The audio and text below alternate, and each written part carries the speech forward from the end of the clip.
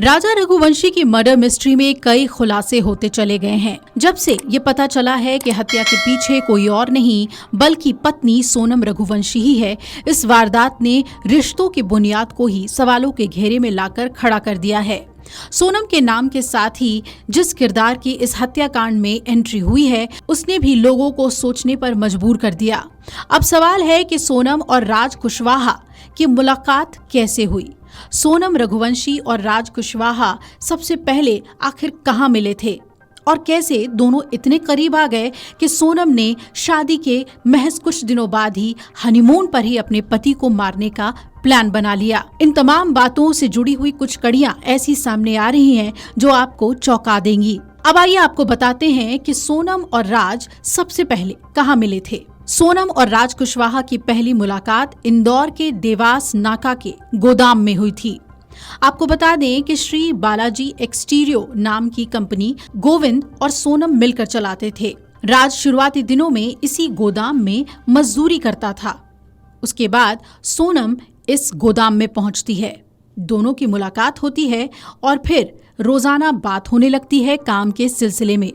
बताया जा रहा है कि इसी गोदाम में ही दोनों करीब आ गए थे। पहले तो राज ने यहाँ पर मजदूरी का काम किया, लेकिन आगे चलकर मंगल सिटी में शिफ्ट में बालाजी एक्सटीरियो में राज ने अच्छी पोजीशन हासिल कर ली। ये किरदार यानी कि राज कुशवाहा, जिसके साथ सोनम रघुवंशी के प्रेम प्रसंग की बात निकलकर सामने आई, सोनम और राज ने मिलकर राजा रघुवंशी की हत्या की साजिश को अंजाम दिया। सोनम और राज कुशवाहा शादी भी करना चाहते थे। राजा और उनका परिवार इन सब से अनजान था। राजा हत्याकांड के सामने आते ही सोशल मीडिया पर शादी की वीडियो और तस्वीरें भी वायरल होने लगी। लोगों ने कमेंट करना शुरू कर दिया क्योंकि कई वीडियो ऐसे सामने आए जिसमें सोनम के चेहरे के हाव भाव हत्या की घटना से जोड़कर देखे गए। शादी और उससे जुड़ी रीति रिवाजों की कुछ तस्वीरों पर सोनम के चेहरे पर खुशी के भाव नहीं थे, तो कुछ तस्वीरों में वो मुस्कुराती हुई भी दिखी। राजा रघुवंशी की शादी परिवार ने धूमधाम से की। दोनों परिवार कारोबार से ताल्लुक रखते थे। ऐसे में शादी भव्य तरीके से हुआ, लेकिन राजा के परिवार को ये भनक तक नहीं लगी कि जिस लड़की को वो घर में बहू बनाकर ला रहे हैं वो उनके ही चिराग को बुझा देगी। हत्याकांड के सबूत जुटाने शिलोंग से आए अफसरों को भी ये पता चला है कि सोनम ने अपनी मां के नाम पर एक कंपनी का रजिस्ट्रेशन कराया था। मां के नाम का करंट अकाउंट भी बैंक में खोला गया और सोनम उसी अकाउंट से पैसे का लेन देन कर रही थी। सोनम की मां के अकाउंट में अभी भी 6 लाख जमा है। राजा रघुवंशी के परिजनों का आरोप है कि सोनम की मां को भी राजा हत्याकांड की योजना की जानकारी थी, लेकिन उन्होंने अपनी बेटी को बचाने के लिए इस बात को छुपाए रखा।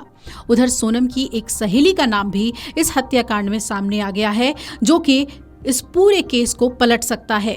परिजनों का कहना है कि पुलिस को उसकी सहेली से भी पूछताछ करना चाहिए। सहेली को भी हत्याकांड की जानकारी होगी। इस सहेली का नाम अलका बताया जा रहा है। पुलिस इसकी जांच कर रही है, लेकिन सहेली से किसी तरह की पूछताछ नहीं की गई है।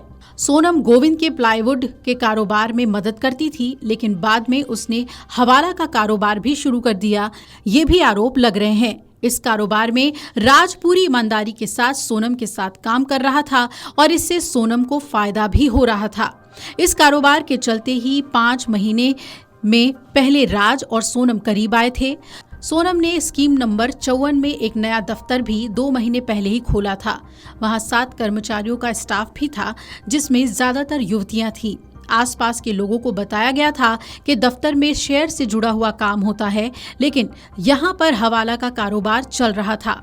शिलोंग की पुलिस ने इसकी जांच की है। Video desk amarujala.com। अगर आप ये वीडियो YouTube पर देख रहे हैं तो हमारे चैनल को सब्सक्राइब कर बेल आइकन दबाएं और Facebook पर देख रहे हैं तो हमारे पेज को लाइक करें।